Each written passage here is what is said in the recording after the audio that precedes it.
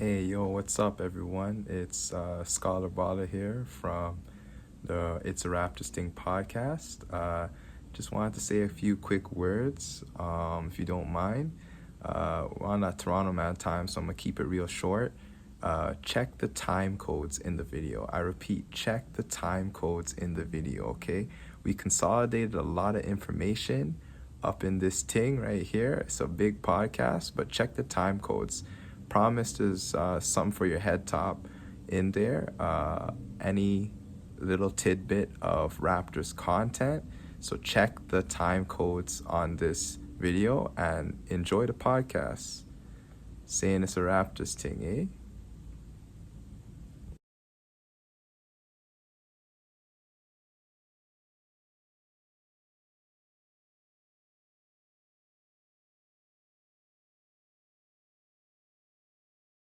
All right, everyone. Welcome to episode 19 of the It's a Raptors Ting podcast. This is your host who knows the most, the Scholar Baller. And Jerome, how's it going? And we are excited to be releasing our first episode of the 2024-2025 Raptors NBA season, their 30th anniversary season. Let's get it, everyone. Sorry, I can hear you that time. All right. So, Jerome, what are your thoughts on the season so far? Well, I mean, the injury with Scotty Barnes that's kind of thrown a lot into into like plans not so great. Ever since he came back, they won on Wednesday. They beat the Timberwolves, so that's pretty good right there. Mm-hmm. I'll say one thing though: RJ Barret, Brady Dick, those two, they've been balling pretty good. They kept a lot of games close, but I think the inexperience of the team is just kind of leading them to, lose a couple of tough ones. Overall, beating the Timberwolves is pretty good, but they're gonna need a lot more, right? They're in 13th right now. They're way out of that playing spot and way out of that sixth place spot. So with Scotty Barnes back, hopefully the team can go on a winning streak and maybe start to compete against some upper teams that they couldn't really beat before. I think if they had Barnes, they probably would have maybe been close to the 500 limit. Maybe they'd have maybe like 7 or 8 wins by now. But it's how injuries are. I think it was just a bit of bad luck. But Dick averaging 18 points. RJ Barret averaging 23. I think those guys have definitely kept the ball rolling, kept us in that fight. And another player I want to call out too, Chris Boucher off the bench. He's been averaging 11 points this season. I think he deserves some credit too. Mm-hmm. He's been one player that comes off the bench and gives him a lot of energy. That went over the Timberwolves. He had 22 points. So I think he's also shown that he can also be a good bench player for the Raptors. Maybe be that 6 man they need to make that playoff push. Absolutely. No, honestly, I've been thoroughly impressed, given the initial expectations of the season. I remember when the season started, Jakob Poeltl went on record for saying, more or less, it's not like we're competing for a championship. And it's true. There's nothing inherently wrong with saying that. He just is pointing out that, hey, we have this giant elephant in the room that, right now we are not necessarily constructed to compete for a championship.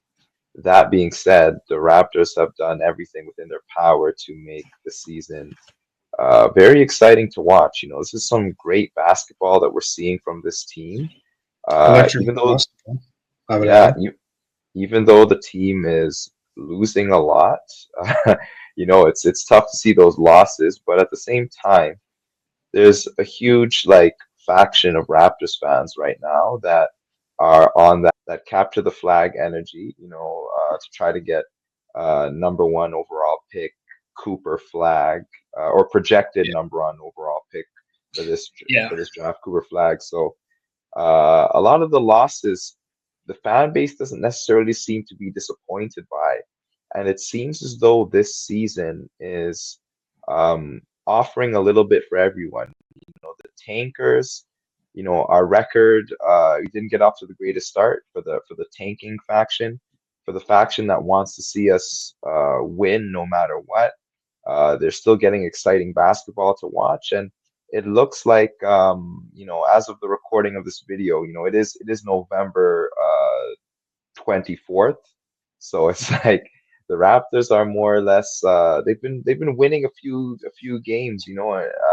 lately as well. So it looks like, and with the decimated Eastern Conference, the Raptors still have a legitimate shot at turning this season around, and maybe trying to be a play-in team, trying to be around a 500 team ish.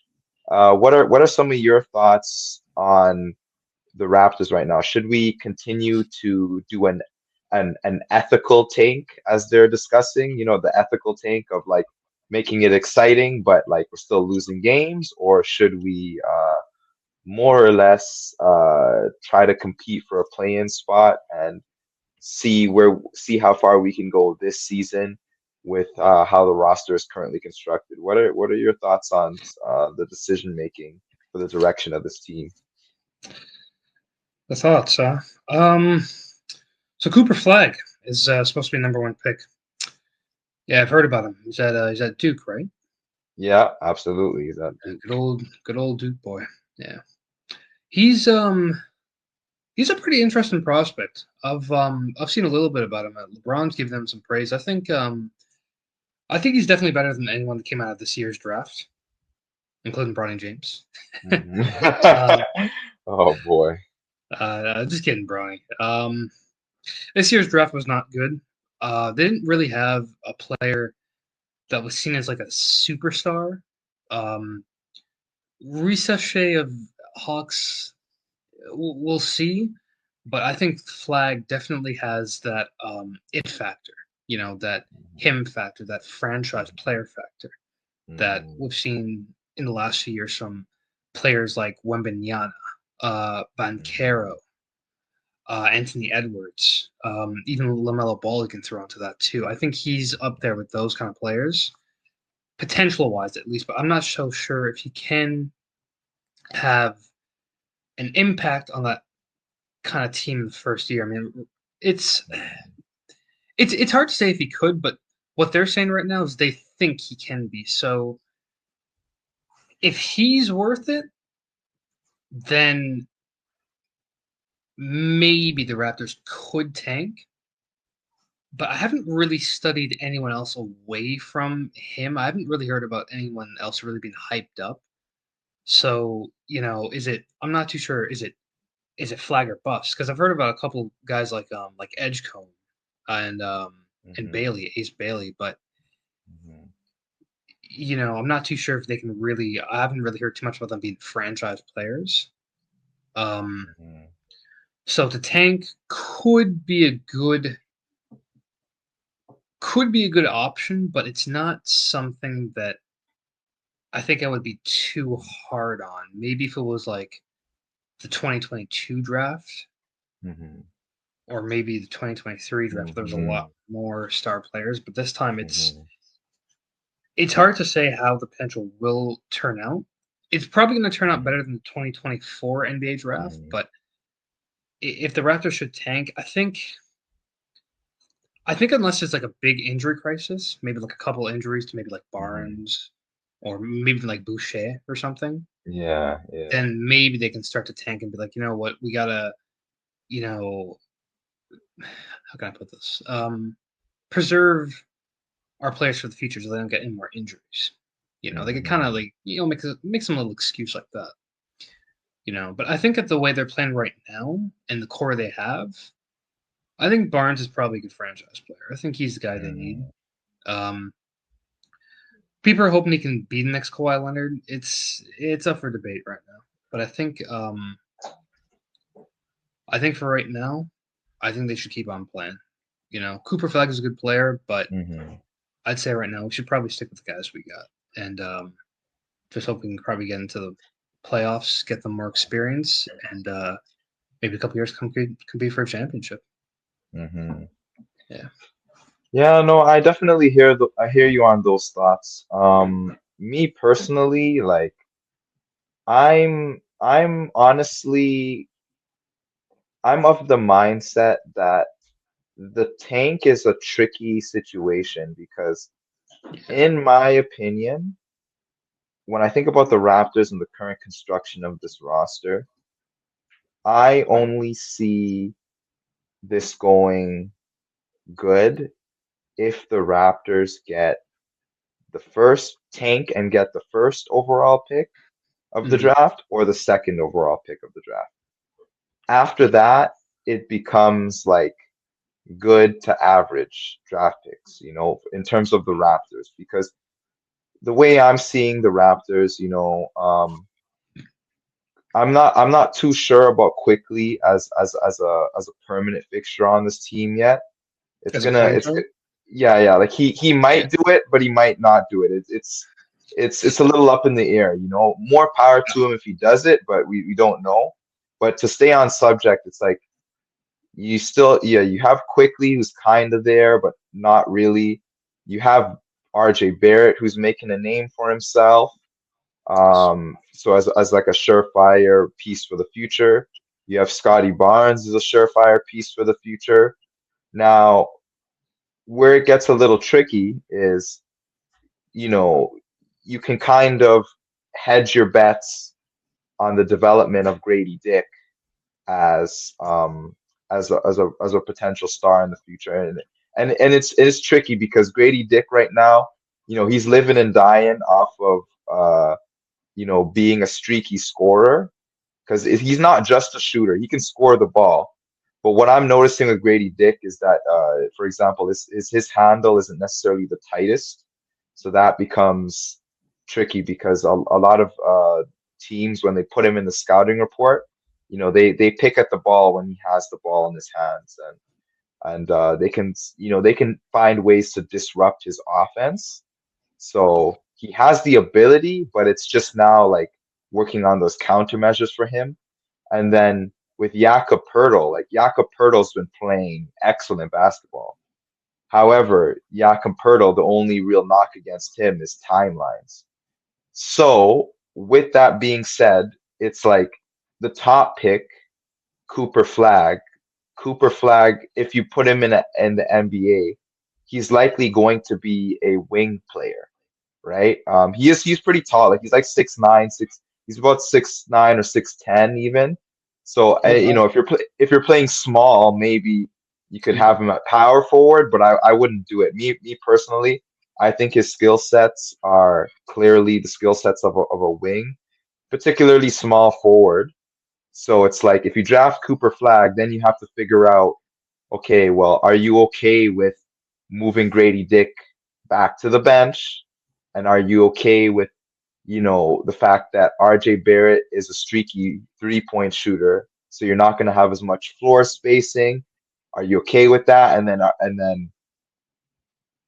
then the other thing is, you're not necessarily going to be a big team in the front court. I mean, you kind of would be, but it's like it's a little tricky, Whereas if you get the number 2 pick, in my opinion, I think the number 2 pick for the Raptors, at least from the Raptors perspective, could be Cooper Flag's teammate, the South Sudanese center, Kaman Maluak. Oh, okay.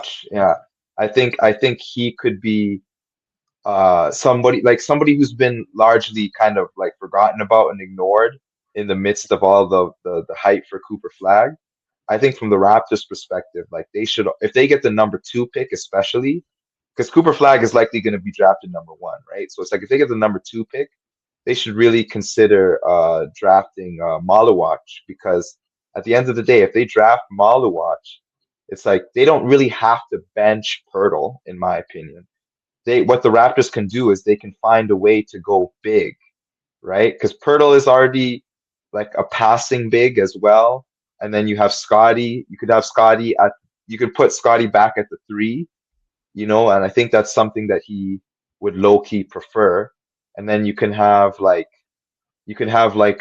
Malawach at the 4, Pirtle at the 5, Scotty at the 3, um, Barrett at the 2, and quickly at the 1. Or if you want to go small, right? Depending on who's doing better, in keeping in mind that it would, in this hypothetical, it would be Malawach's it would be his first season. So depending on who's playing better, you could have maybe Pirtle at the 5, or Malawach at the 5, depending on who's playing better. Barnes at the 4, um, Barrett at the 3, Grady at the 2, and quickly at the 1. So, the Raptors, they're in a pretty unique space if they do tank. But that being said, on the flip side of those tanking scenarios that I'm sort of idealizing in my head, on the flip side of the coin, the Raptors have stumbled upon something special. For the first time in a long time, the Raptors appear to have some depth on their team. They really do. They appear to have some depth on their team, and that's a good sign moving forward. It just shows that the developmental process is going to work. And then they've got a lot of the guys who are not necessarily getting minutes right now, like Chomchi and Jacoby Walter. Like, those guys are going to get burned on the 905. So you also have guys like that who are kind of in the periphery. Even Jamison Battle gets some minutes, but he's kind of a guy who's going to be in and out of the rotation. But you have some guys who, looking at like I want to say your 8th guy, your 9th guy, your 10th guy, even your 11th guy, sort of off the bench right now, who could be a little something coming into next season, considering the development of things. So it does become quite the unique process and quite the unique scenario from my perspective on what I'm seeing. And this team is something special, and they could definitely make that push, especially if they manage to stay healthy. They could make that push this season to be a play-in team and just work with what they have. Like, that's a realistic option. Work with what they have, and then what they could leverage if they're going to make a push to be a play-in team or a low playoff seed this season. Then what they could leverage is they could leverage some trade pieces. You still have like guys like Bruce Brown, Kelly Olynyk. They're kind of question marks on, like, well, should they stay or should they go? I'm not really a huge fan of the idea of trading Jakob Poeltl, just because if all else fails, like, Jakob Poeltl is a competent center, man, and you need that. We've tried that centerless basketball before. It's proven not to work. So they could trade some pieces that I mentioned earlier, or they could look, whatever pick they do land in the draft. Like, let's just say in this hypothetical they get like the 20th overall pick. Like, they could try to do a little something with that and get a supplementary piece. But either way, I think things are looking on the up and up for this team. So I'm pretty content either way you look at it. Yeah, that's kind of my thoughts. It's a good take. One thing I want to get back to about your small ball lineup. How did it look again? Who was that? The 4 and 5?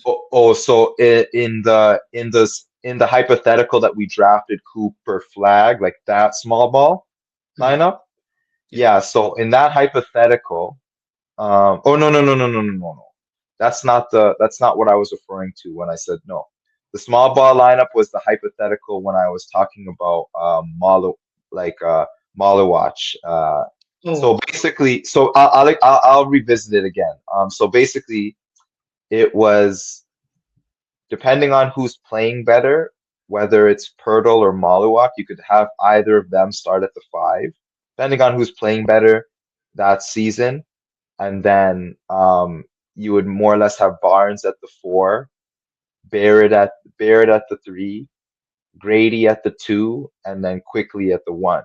Like you could do that if you want to go small, and if you have to go small against some teams, because there's still the NBA is kind of in this intermediate space right now where the NBA hasn't fully transitioned away from small ball. There's still a few teams, a few teams that are pretty good that run small ball, like the Warriors and the Clippers. Granted, those teams are older, so the shelf life of how good they will be remains to be seen. But again, this is only 1 year in advance of this hypothetical, so it is worth considering that if they do end up drafting Malawatch, that they don't just fixate on starting the two bigs all of the time. Although I do think that they should do that most of the time, because I think that would give us such a tactical advantage to have that size in this NBA. But in some cases, they may have to go. I could see where they may have to go small ball, and that would be the small ball lineup. small ball. It can be okay. It can be okay. A little more mid 2010s ish. Maybe not so Hmm. much this kind of era, but it could work okay. Um, I agree with you saying about Cooper Flag being like Scotty Barnes. Yeah, he is a lot like them. He's not really a power forward. He could be a power forward. I think there were some Yeah, times when he did play, but I've yeah, heard that he is better off yeah. as a shooting or sorry, a small forward. Hmm. So I've heard he's even a bit more of a shooting guard. So Hmm. yeah, Yeah, he's definitely a wing player. He has that skill yeah, set. Like yeah, his his twin brother plays more like a power forward Oh, he has a than twin brother. Oh, wow. yeah, Okay. Ace Flag. Oh, okay. He's Ace Flag. So for context on that Cooper Flag situation, Cooper Flag, as in Duke, he reclassified, so that's why he's still 17, whereas Ace, his twin, is still in high school. His Ace is in his senior year of high school, because Oh, okay. Cooper was good enough to reclassify, and Ace is gonna be in the NCAA next year. He's already like committed to his home state's University of Maine, right? So he's Oh, gonna okay. play for Maine. Ace is gonna play for Maine, but yeah, yeah, Cooper's definitely got that wing player skill set. Yeah, yeah, I agree. I think it would be a bit too much like Barnes and maybe even a little bit like Grady Dick too. Ace Bailey is another good player. I'm not sure if he's got that. I don't think he's got that flag ceiling. Um, Hmm. he's kind of the same story as well, but Dylan Harper, the projected third overall round pick, he could um, he plays point guard, which is Hmm. the same position that Emmanuel Quickly plays in, who Mm. is a little iffy. So, I mean, tanking for the third overall pick, it'd be okay. I mean, you know, and obviously you would want Cooper Flag if he's the best player in the draft. I mean, but maybe getting a guy like Harper, if he were to, somehow maybe slip, maybe not do so well in college and maybe kind of slip down in the rankings. Maybe let's say the Raptors don't do so well. He could be another good player that they could look into. He's a Hmm. bit of a point guard, shooting guard as well too. He was this year's I think it was this year's American MVP, All American MVP as well. Hmm. And his brother actually played for the Raptors. Actually, Ron Harper Jr. Yeah. And his father played 15 seasons in the NBA and won 5 championships. Yeah. Ron Harper, right? Yeah, yeah. Yeah. So yeah, those are some good options too. There's another Russian player named Demin or something. He's another good player, but he's a little more of a shooting guard, so maybe he's um, a little more like a Grady Dick. So maybe not the Mhm. best choice, unless maybe Yeah. he could play like point guard, you know. Mhm. So those are options right there that you can Mhm. obviously have. Um, for me, obviously, um, I think it's probably better off if the Raptors likely just make a push for the playoffs.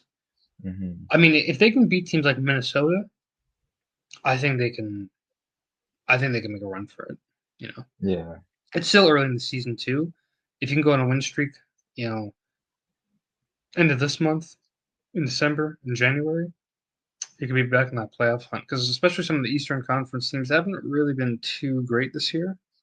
You know, Mhm. Milwaukee's been struggling with their whole fiasco. I'm not really sure what's going on there, but Mhm. you know, Giannis is really the only player that's like balling out. Like Lillard has his like moments, but he's struggling. Mhm. Um, you know, it's you can't count them out. But I think right now, I think they probably should just try and head to maybe make the playoffs. You know, Mhm. yeah, Yeah. Yeah. I also, so with that in mind, with this idea of the playoff push, the Raptors, some interesting developments have been happening with the Raptors, particularly with our fellow Jamaican descendant RJ Barrett.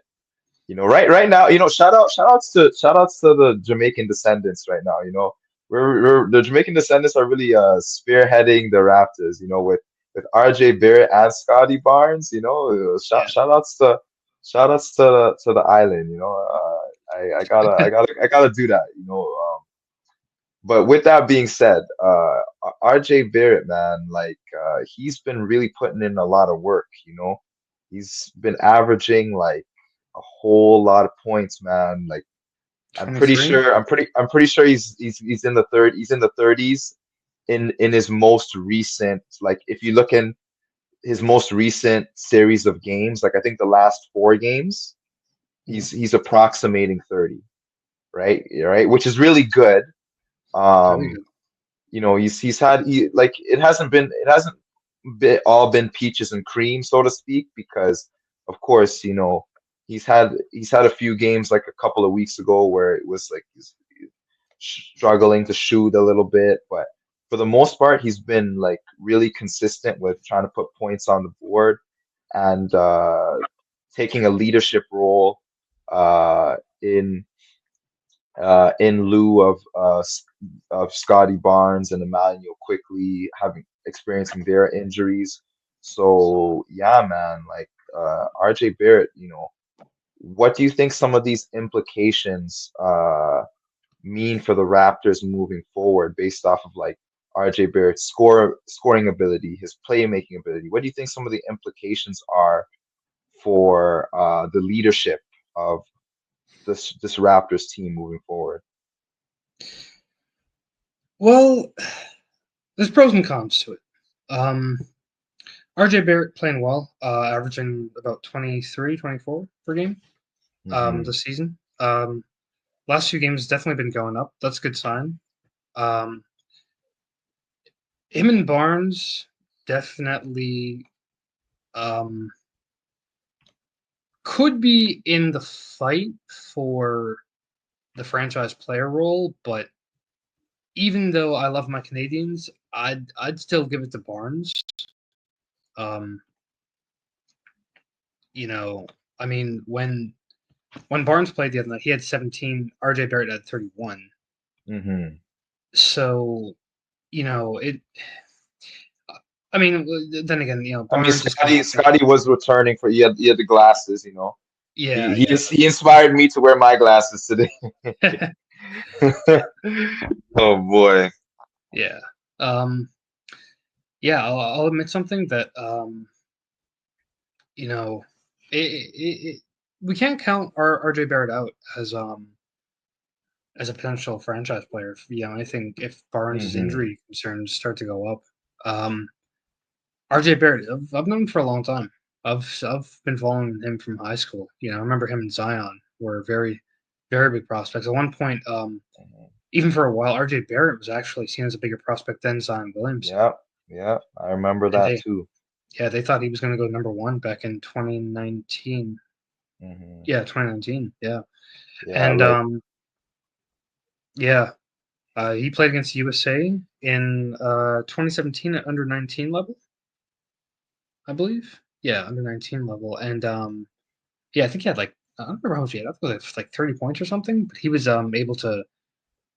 able to pretty much propel the Canadians to victory against the USA under 19 back in 2017. So yeah, definitely, he's a guy that can be he's got potential to be a franchise player. Um, Grady Dick, I think, as well too, could be one, but he's in his sophomore season. I've definitely seen times where he can get really hot from three, but more of a catch and shoot guy as well too at times. He could also be seen as maybe right now as a franchise player if he can kind of continue to increase his numbers a little more because his jump from last year to this year has been insane. I mean, last year in the G League, he was I think went from like 1 for 11 in his first game, actually. So that's a sign right there that it doesn't matter how you start, how you finish, right? So he could also be seen as maybe a franchise player, but I think right now the franchise should revolve around Barnes, but definitely keep Dick and Barrett in that contention because you still can't count them out. They're still very young. I think you can still potentially look at building around them, you know, or maybe kind of finding a way to maybe make all three kind of like work together and try to make them all stars. I mean, the Raptors having three all stars that's never happened before. But it was like hmm. several years back we had Demar DeRozan, Kyle Lowry. They were kind of like joint franchise players. I guess DeRozan was kind of like the franchise player, but then like Lowry was doing some of the dirty stuff. A little bit more of the dirty work, right? You know, Hmm. so if we had a team like that, but add a forward that can actually be an all star, I mean that could be a pretty dangerous team in a couple of years, maybe Hmm. even by next year. You know, so yeah, I think that things are looking pretty promising right now for the Raptors. There's something brewing behind the scenes that's gonna pop out, and when it does, it's gonna look good. Hmm. It's gonna look good. Yeah, no, I agree. I think my take on that question would more or less, I don't have too much words for it. All I can really say is I would just hope that the both of them, both Barnes and Barrett, because in my opinion, Quickly's not really in the running yet, just because he just hasn't been able to make his mark yet. I So don't I'm think gonna he's at kind of, all, yeah, honestly. yeah. He's good, He's but good, but it's like, yeah, yeah, no, I know what you mean. Like, yeah, you know what I mean? So I'm gonna leave him out the conversation. He just, yeah, like I know he came in at the time with Barrett and all that stuff, but right now it's centered around Barnes and Barrett, and it's just like, yeah, so long as those two find a way to keep the chemistry, um, the mix, the chemistry mix, as long as they mix with each other well, I think the Raptors will be all right. Now, it does become a little bit tricky because eventually they are going to have to address the question of who's going to have the ball in late game situations. yeah, In my opinion, for the late game situations, Scotty Barnes has proven to be a better decision maker late game situations to this point. Um, Barrett is more so looking to score in late game situations, which it's not a bad thing, but it can work against you just because then you question the shot selection sometimes, you know? Whereas like, you know, in that game where they were facing the Timberwolves, even though Scotty had, you brought it up early, you know, Scotty had 17 and Barrett had like 31. But late in the game, like when the ball was in Scotty's hands, a lot of the decision making really helped, you know, stave off any potential like late game heroics from the Timberwolves, you know. So I can see that perhaps Scotty might be the one to turn to. It doesn't mean that Barrett will never get shots late in the game, but it's like Scotty might be the one to turn to be like a primary facilitator, especially in late game situations where the score is tight and things like that. So yeah, I'm definitely looking forward to the two of them together. I think that's a pairing for the future right there, and I don't think the Raptors should mortgage that pairing in any way, shape, or form on, you know, even though like Cooper Flag's situated to be a generational talent, or like I just don't think they should mortgage that in any way. You know, those two, Barrett and Barnes, those two are like must-have pieces for the future of this team, and the direction that it's going. Uh, with that being said, speaking of directions, what do you think about the current managerial climate in the Raptors organization right now? You know, given the whole situation with uh, Rogers becoming a majority shareholder of MLSE, Maple Leaf Sports and Entertainment, which is the entity that owns which is the entity that owns the Toronto Raptors. And now that Rogers is the majority shareholder, what do you think that means for the future of, say, Masai Ujiri? Well, first of all, I'll say one thing, non-basketball related. There's too much corporations in Canada that have too much power, you know. Hmm. But I'm not going to get involved in that.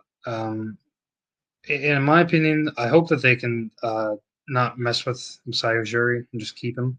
Um, you know, he's got us a championship um, back in 2019. You know, he's done everything he can to help the Raptors improve. You Hmm. know, under him, he's been amazing. So I think we should just keep Masai Ujiri and just hope the Rogers don't do anything stupid.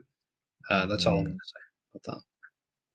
Yeah, no, I totally agree with you there. I think it's important to remember that we mustn't feel too entitled to a title, right? And what I mean by that is championships are hard to come by.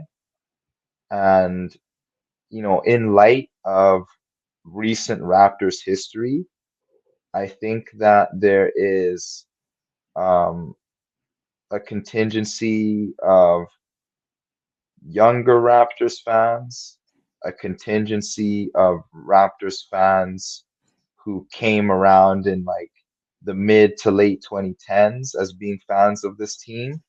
Yeah, And what they remember, right, what they grew up with, and or what they remember due to recency bias, is the Raptors, you know, having these great regular season records for the most part, you know, above 500 for the majority of the late 2010s, and even in the early, even well, not so much in the early 2020s, but you know, but in the late 2010s, yeah, you know, having these above 500 records, and you know, being a fixture in the playoff picture and making the playoffs, and then all of that more or less culminating in a championship in 2019. And then you had a few years where the team was still serviceable after Kawhi left. And then now that we have officially like, with Siakam's departure, we've officially sort of entered the era of like, it's just a brand new era of Raptors basketball.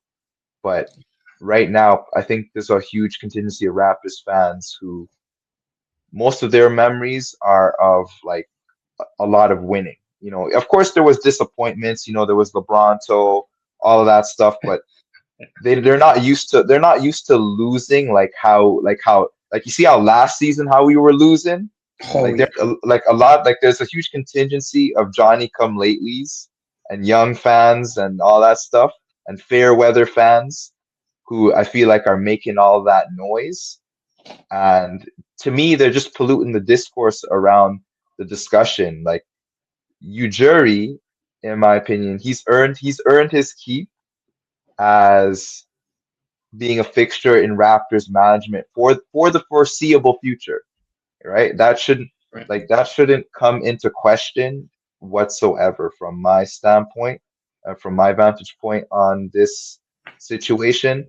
The way that I'm seeing it is essential that the Raptors keep Masai Ujiri if they want those connections, if they want to take the appropriate direction at the appropriate time for the franchise.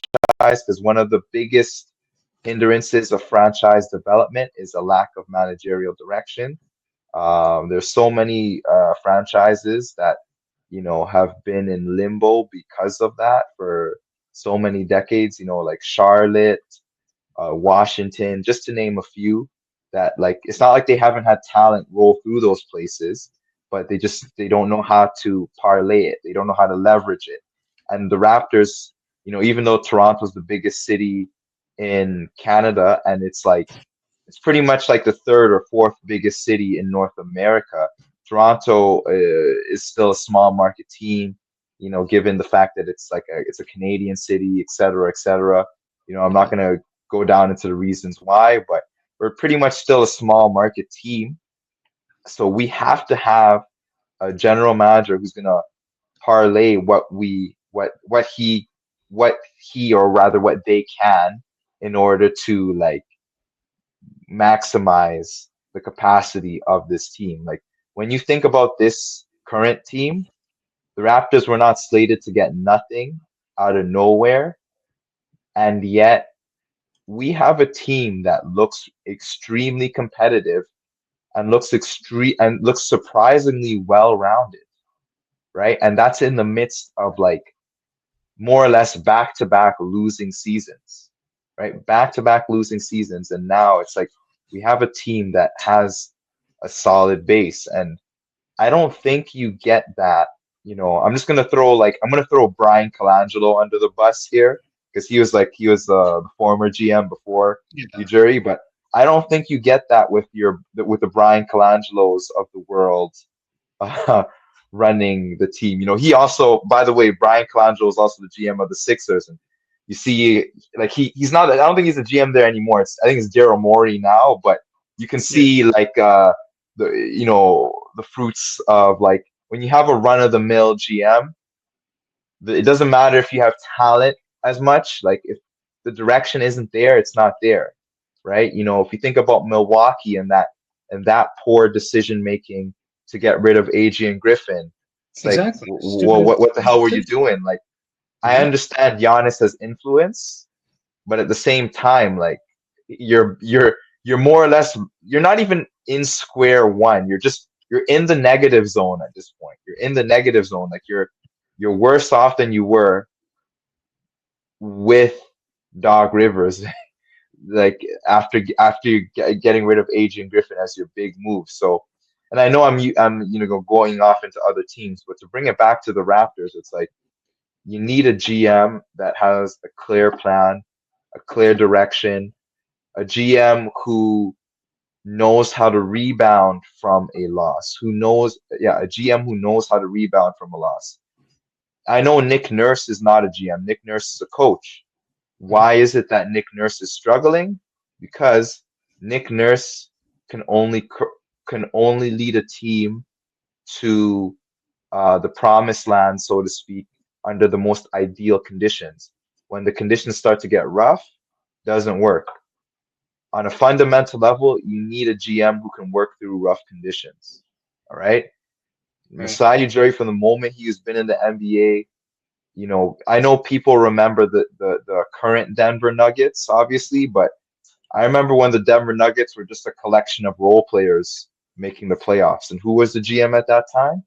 That was Ujiri, and that was strike in the big three era, in the superstar pairings Yeah, era, yeah. right?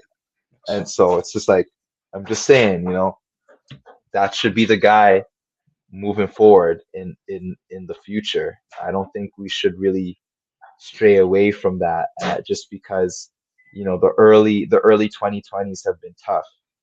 Clearly, you can see by watching this team play that this team is a really good team, and they're hitting a developmental curve, right? Like developmentally, it's clear where this team is going in terms of skill level and in terms of the depth of the talent pool that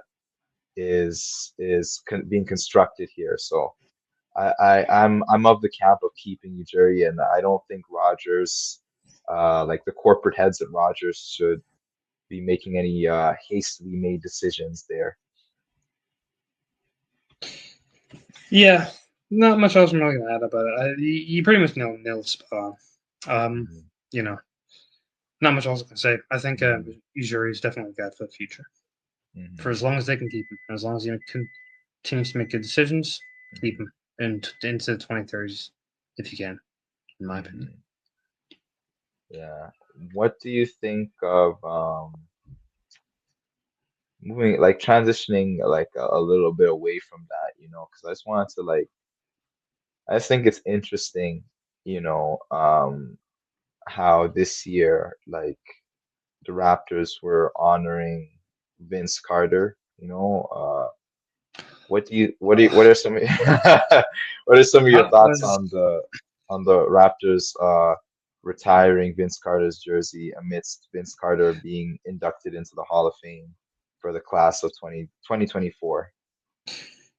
actually, I'm actually fine with it. I'm gonna say something. I think we've actually been a bit too cruel to Vince Carter.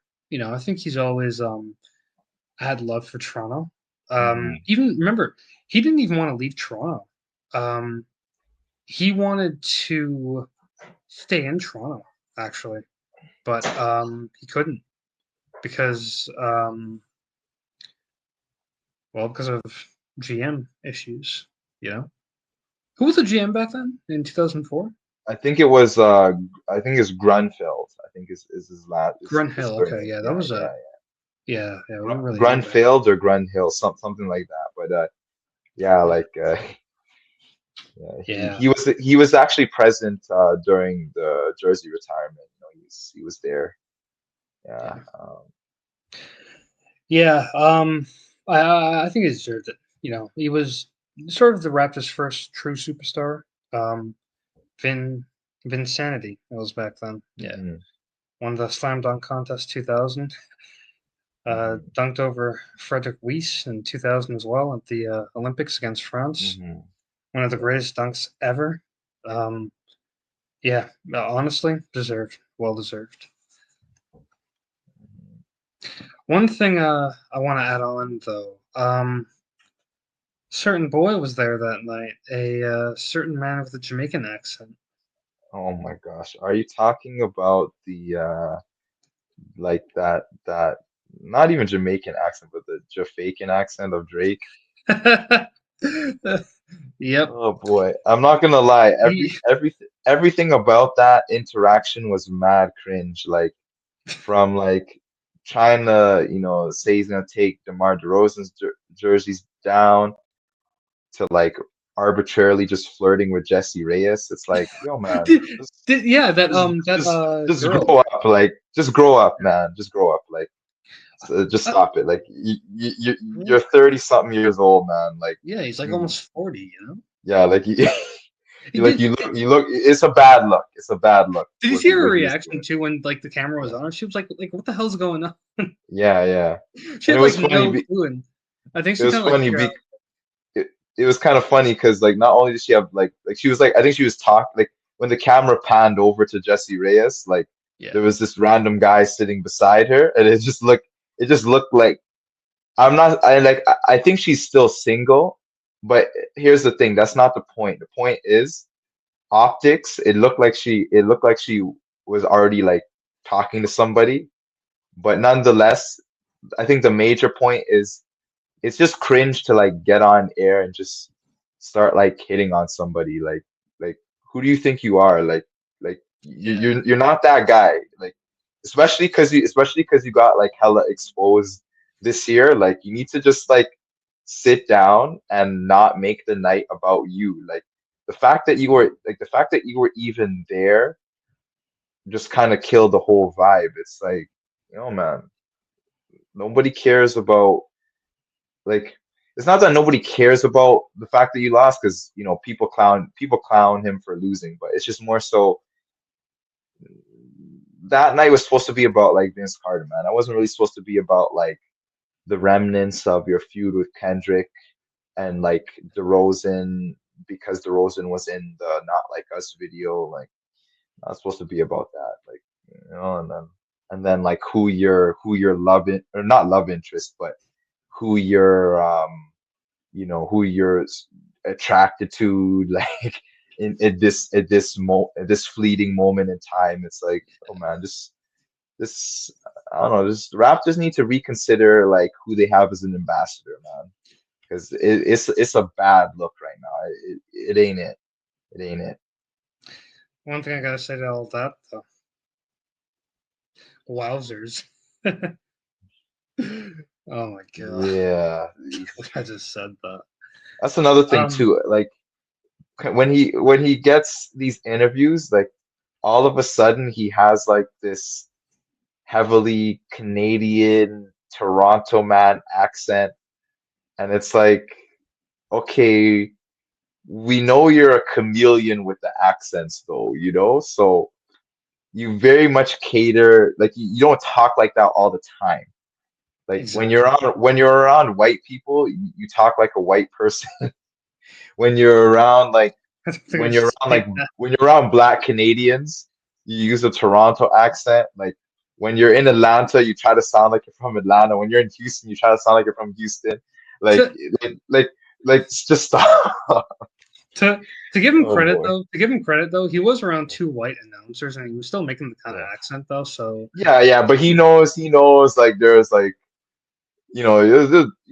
basketball is like a black adjacent sport. You know what I mean? I mean, of course, yeah, there's white people who play basketball too, but he knows who he's talking to because like there's who he's talking with, and then there's who he's talking to. So, he's just trying to sound like Drake in some ways. I just even though he's from Toronto, um, in some ways he kind of sounds like how there's like those white people who try to do the Toronto accent, but it's like very like try hard. Drake kind of like he kind of sounds like that sometimes when he's doing these little like Raptors commentaries. Is like yeah, so that's my opinion on the whole Drake situation at Vince Carter's retirement. Um, I'm like over the antics. yeah. Yeah. One thing I gotta add on. What was it again? Oh, uh, on commentary, they mentioned that. Um, well, sorry, no. Drake mentioned if they ever put a DeMar DeRozan jersey up there, that he would go up there and personally pull it down himself. And I'm hmm like, and the commentators like, oh, don't say that. Like even they were like, don't say that. But like hmm Drake's like, he's not even like apologetic about it. He just like it's just like, No. whoa, man, like you know, Again, like just making the yeah, night about him, where it's like yeah. the night is not even remotely about Well, you. sorry to cut you off there. not really about That's him, okay. but more like about like villainizing DeMar DeRozan because Mm-hmm. of the not like us issue, you Mm-hmm. know, and even I heard even him and LeBron too aren't even really on like great terms right now. So But why didn't you show up when LeBron and the Lakers were in town like a day before? Like, why didn't you pull up on LeBron with all that foolishness, right? But maybe it's more. I mean, in it's not my every day. opinion, I feel like he doesn't do that because it's like LeBron has enough cachet to where he'll have enough people kind of calling him out again. So he just stayed quiet with LeBron. But then like he feels like, oh, he can talk down to DeRozan, so he can do it. But it's like even the way DeRozan responded, like, because here's the thing, like, here's the dynamic, before I even touch on DeRozan's response, it's like DeMar DeRozan grew up in Compton, California. Like, he at one point he was like a Crip at one point, whereas like Drake Drake grew up in Toronto and in North York on Weston Road for a little bit like but Yeah, for it's but been a rough area around there. most of Drake, let's be honest, most of Drake's mannerisms um were shaped by another North York neighborhood, which is Forest Hill, right? So that's why like he's not even really a representation of Toronto hood culture, because it's like most of his adolescent years, so his preteen to adolescent years, like the years that kind of developed him into the actor and like all that stuff, like he was living in Forest Hill during that time. So you know Yeah, what I mean? Like he's not really the embodiment. He's not even really the embodiment of like Toronto goon energy. And that's not to say like that's not to say that you have to be a Toronto goon. Like nobody has to be anything, but it's like at the same time, be be true to who you are, and don't like play up, like DeMar DeRozan showed up for work, right? He showed up to play basketball.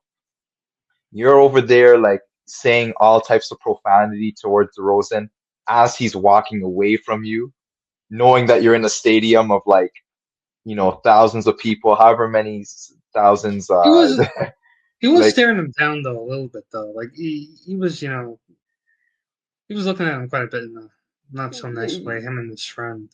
yeah, So yeah, yeah. But that's what I'm saying. Like, it's just, it's performative. It's not like you're not like you're not you're not that guy. Like no, like you know what I mean. So you just pretend to be that guy, and then because you pretended to be that guy long enough, you believe you're that guy, and then because you have enough money to have hired goons, you have like hired goon money, then like that's what you're doing. But it's just like it's a total like waste of time. And DeRozan, even though DeRozan has like the hood background, DeRozan's response, like, it just killed anything Drake said. DeRozan's response was just basically like, "Oh well, he's gonna have like a long way to climb to take it down," you know. And then yeah, this is like, yeah, like, true. What can I say? Like, that was the quintessential thing to say. Like, very clear, concise, sent a message, and like none of the extra like chauvinistic stuff. Like, nah.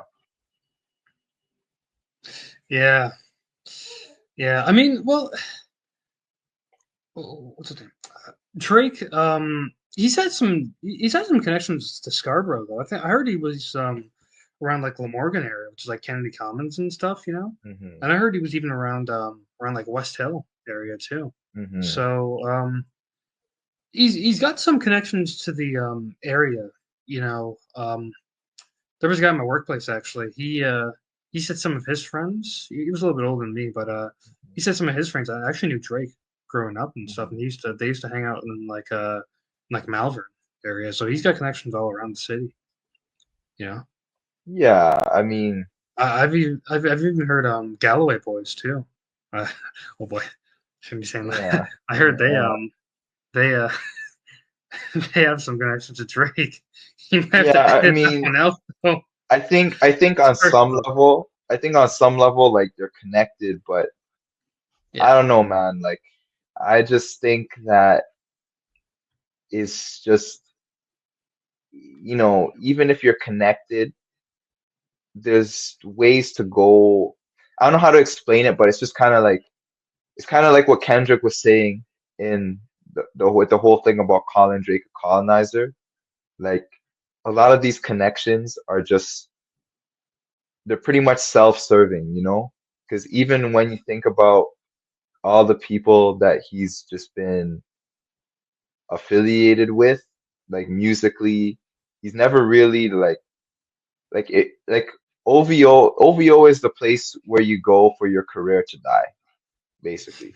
Like if you sign with OVO, Yeah. your career is dead. Like the week like OVO almost think about it. OVO almost took the weekend away from us. Think about it. Like we would not have gotten the weekend if he was with OVO. Have they ever even produced a star? I've never heard of anyone from OVO anyway. No, that's what I'm saying. Like, cause like Yeah. Have you? Wait, no. Have you been to the store at STC, the new OVO store at STC? no man, I walked right past it the other day. The other day I was in STC the other day. I kid you not. Like it must have been maybe like a week and a half ago or 2 weeks ago. I was in STC. So sorry to like our fans who are not like from Toronto. Like this conversation has gotten very Toronto specific. STC stands for Scarborough Town Center. But yeah, there is I walk right past it, and like again, I know I'm gonna sound like a hater right now, but I'm not being a hater per se. I'm just accurately recounting the observations. Okay, the store was empty. There Yeah. was nothing. Man, There was nothing. There was I, nothing. There was nothing but employees in there. I went in. I went in. I think back in like September or something. And man, the store it smelled bad. It actually smelled bad. Yeah. It actually did. I was like, what the Yeah. hell is this? It's like someone took a dump in here. Or Like something yeah, like that. yeah. No man. Yeah. Honestly, like you look like a waste suit if you're rocking OVO gear right now. Like you just look like a waste suit. Like you just look like it's okay. Maybe not waste suit per se, but you Bro, just man. look like you're the type of person that's like you can't have a logical conversation with because your Drake fanaticism has defied logic for you. Okay, like if you're like anyhow I see anybody with an OVO shirt on, I'm just like, like I don't even want to talk to you, yo. I just walk right past you because it'll just infuriate my mind just having a basic conversation with you. The fact that you walked out of your house wearing that shirt in today's climate just shows such a degree of tone deafness. I can't like no. No. Yeah. I mean, No. there is where Mushi used to be, where they closed it down. They're gonna open OVO there. It's gonna be a little bigger, so Hmm. maybe Hmm. it'll be a little more, Hmm. shoppable. I guess you can. It's not really a word, but Yeah. it'll be a little more popular. You can probably say, Hmm. and bigger as well, and not smelly. You know, not like a Midland station back in the days on the RT. Yeah. Yeah. I've met guys like they kind of have that like, oh, how can I say? Maybe that like trait feel. So sometimes when I'm at the gym, like there's a couple guys there that's some Middle Eastern guys, and yeah, they're cringe, man. Super cringe. Honestly. There's some Middle Eastern guys, some black guys that act like that. Not everyone, but there's a few guys that act like that. Act like The Drake. funny thing is, Yeah. Drake, just to add to your point, Drake has appeal to like both demographics. Like there's the Middle Yeah. Eastern guys who see themselves in Drake, and there's black guys who see themselves in Drake. But carry on, carry on. Yeah, most guys are pretty easygoing. But like, there's a few guys that do, kind of like feel like, maybe they're Drake and stuff. Like, there's one guy I've seen. Yeah, he's got that, I'm not gonna say a name, but he's got that Drake vibe to him where I think he kind of wants to be like Drake. He's always wearing those chains, always kind of, walking around like he's kind of better than everyone.